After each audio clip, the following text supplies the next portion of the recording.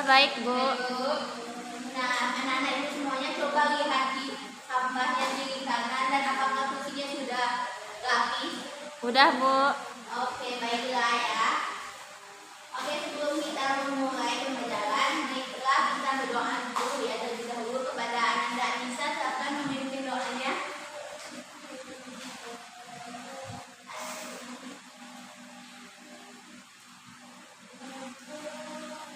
It's time. It's time. Ikram doa. Bismillahirrahmanirrahim. Rabbi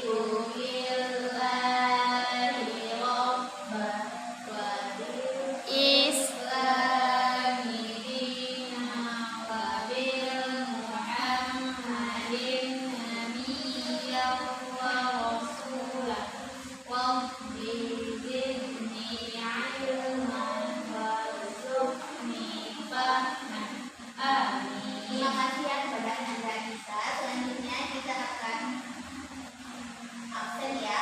Siapa anak dan semuanya yang tidak masuk pada hal ini? hadir semua. Kenapa dia?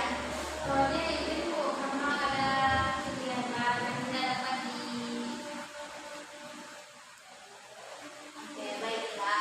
Nah, minggu lalu sekarang materi kita yaitu Al-Quran dan hadis pedoman hidupku. Nah, sebelum kita masuk dalam materi Al-Quran dan hadis pedoman hidupku, ibu mau bertanya nih. Minggu lalu kita membahas tentang apa? Siapa yang tahu? Iman kepada kitab, Bu. Benar sekali, iman kepada kitab. Iman kepada kitab itu adalah termasuk rukun iman ke Tiga. tiga. Ya, lanjut ya. Selanjutnya yaitu kita masuk ke poin selanjutnya. Yang pertama yaitu Al-Quran. Nah, Ananda semuanya siapa yang tahu pengertian dari Al-Quran? Al-Quran secara bahasa yaitu yang artinya membaca. Sedangkan menurut istilah adalah Al-Quran adalah kalam Allah yang diturunkan kepada Nabi Muhammad melalui malaikat Jibril, ditulis dengan mushaf, diriwayatkan secara mutawatir dan membacanya merupakan ibadah.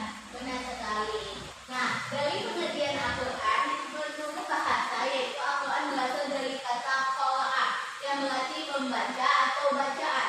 Al-Quran berarti bacaan yang sempurna. Menurut istilah, Al-Quran adalah kalam Allah Subhanahu wa Ta'ala yang diturunkan kepada Nabi Muhammad SAW melalui malaikat Jibril, ditulis dalam mushaf dan diriwayatkan secara mutawatir dan membacanya mendapatkan ibadah.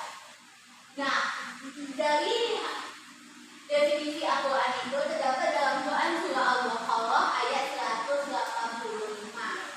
Yang di dalamnya yaitu menjelaskan bahwa Al-Quran diturunkan sebagai petunjuk bagi manusia dan penjelasan mengenai petunjuk tersebut serta pembeda antara yang benar dan yang salah. Oke, selanjutnya yaitu nama-nama lain Al-Quran. Nah, Ananda semuanya siapa yang tahu dari nama-nama lain dalam Al-Quran? Al-Quran itu Alkitab, Bu. Alkitab, contohnya Alkitab, Al-Quran, Al-Furqan, terus Al-Huda. Kalau Al-Quran kan sudah bacaan, kalau Alkitab mungkin kita tahu, kalau Al-Furqan artinya berbeda. Sedangkan Al-Huda itu petunjuk. Nah, benar sekali. Nah, nama-nama lain Al-Quran itu yang dijelaskan sekarang itu ada 4 aja ya, yaitu Alkitab.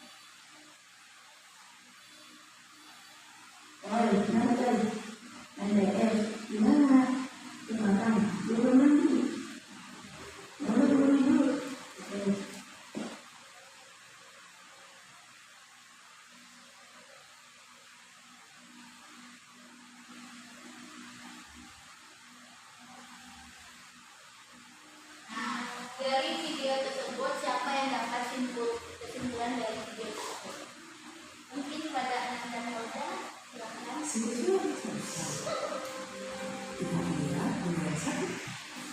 Ya, silakan pada anak dan Hilda. Baik, yang saya bisa tarik kesimpulannya Bu, di mana tadi videonya itu ada seseorang yang membaca Al-Quran, dan ada aja godaannya itu sama kayak godaannya itu handphonenya berbunyi lah, itu dan kemudian berbunyi lagi. Seharusnya dia itu harus mementingkan Al-Quran dulu untuk membacanya gitu. Nah, kita tuh jangan gampang tergoda oleh apapun. Nah, karena Al-Quran itu adalah sebagai petunjuk hidup kita dan pedoman dalam hidup kita. Oke, selanjutnya ya, kita masuk ke poin. Oke, dari materi tadi kan Ibu sudah jelaskan dan Ibu sudah juga hidupkan video. Kita lanjut ya ke Udah. Nah, selanjutnya kan tadi Ibu sudah jelaskan materi dan kita sudah menonton juga video. Selanjutnya kita akan masuk ke kuis. Nah, kita akan melihat seberapa kemampuan Anda semuanya tahu tentang materi yang sudah Ibu jelaskan tadi. Oke, kita mulai ya.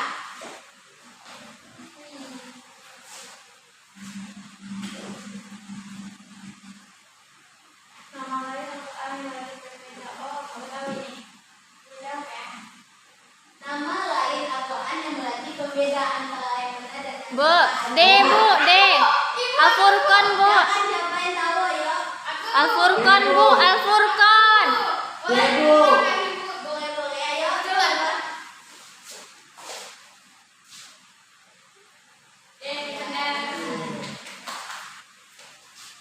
Selanjutnya ya.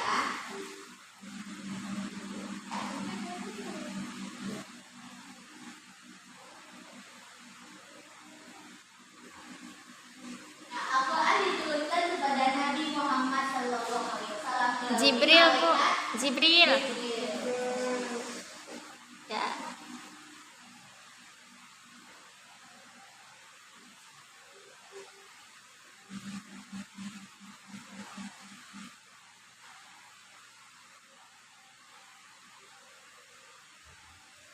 Berikut ini yang bukan fungsi dari Al-Quran adalah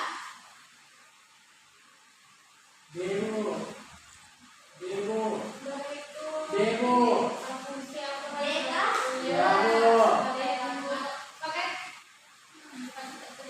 Iya deh.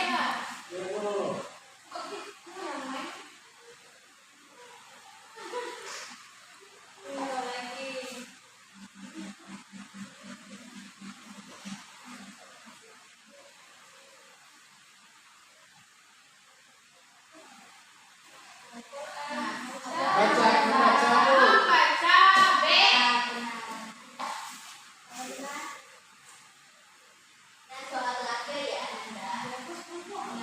Al-Quran berfungsi sebagai pedoman hidup bagi Umat Islam saja, seluruh manusia. C. manusia.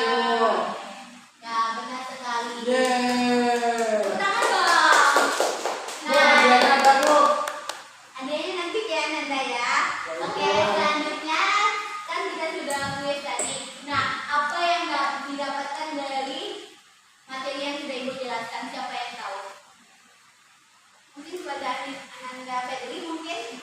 Tidak tahu Bu, makanya keluar tadi Bu. Mungkin kepada Anissa Magatila, silakan kesimpulannya apa yang didapatkan. Pengertian dari Al-Quran